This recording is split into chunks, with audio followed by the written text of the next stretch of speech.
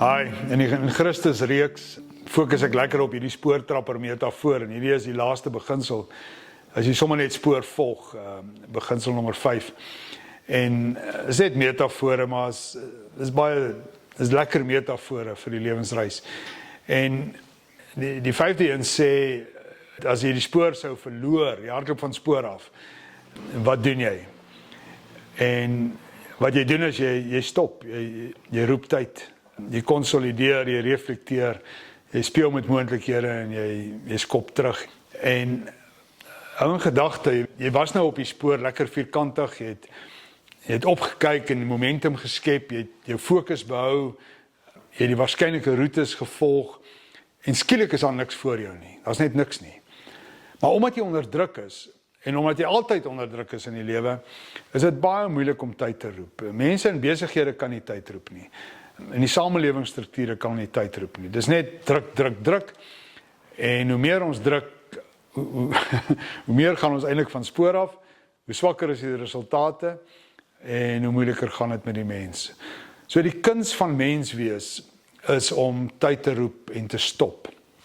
Te reflekteer, te speel met moontlikhede, te verstaan wat is regtig besig om hier te gebeur, en dan deur 'n proses weer op spoor te kom. Nou vir die spoorsnyer is baie eenvoudig. Jy gaan terug na waar jy die spoor gehad het, jy het hom gemerk ergens met jou skoen se punt, en dan kyk jy vir 'n tweede alternatief, want daar het jy hom verloor, in alle waarskynlikheid. En daar's 'n tweede waarskynlike roete, of 'n derde waarskynlike roete, jy tel hom op in jy hardloop. Dan sê die proses, maar as jy hom nie kry nie, gaan 10 meter terug, doen 'n 360 sirkel. As jy hom nie kry nie, gaan 40, 50 meter terug, doen 'n 360.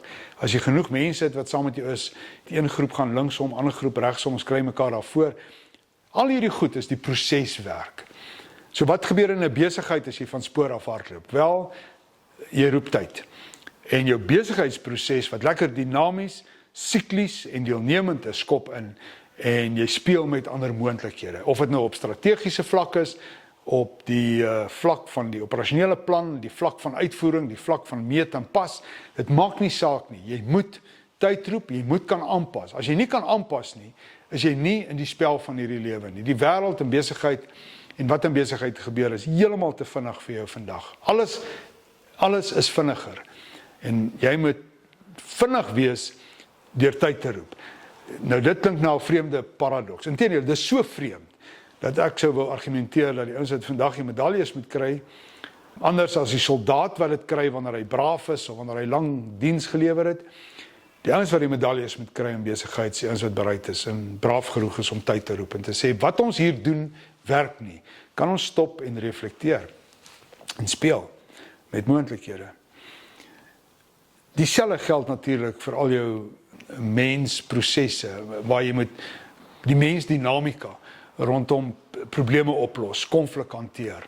Jy moet iets onderhandel, jy moet iemand afrig vir prestasie.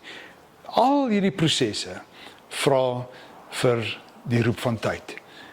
En weer eens, ons is met ons rug teen die muur, ons is besig om te versuip in die water, maar ons het nie tyd om tyd te roep nie. 'n baie groot fout. So vir die spoorsnyer is dit die mees belangrikste ding. Ek het saam met die beste spoorsnyers in die wêreld gewerk by tye, en dit was vir my altyd verstommend om te sien, hulle is die bestes, hulle is saam op 'n enkelspoor, hoe hulle bereid is om tyd te roep, en nog steeds by mekaar te leer. Dit is seker wat dit beteken om 'n lerende organisasie te word, om as mens nooit op te hou leer nie. Maar die beginpunt is dat jy moet tyd maak vir dit. En dit beteken jy moet braaf genoeg wees om te sê, stop. Ons is van spoor af, volg die proses, en dan skop jy terug, en jy is weer terug op die spoor. Lekker beginsel, rook hom in jou pyp. Nommer 5, as jy van spoor af hardloop, stop, reflekteer, en speel terug. Sterkte.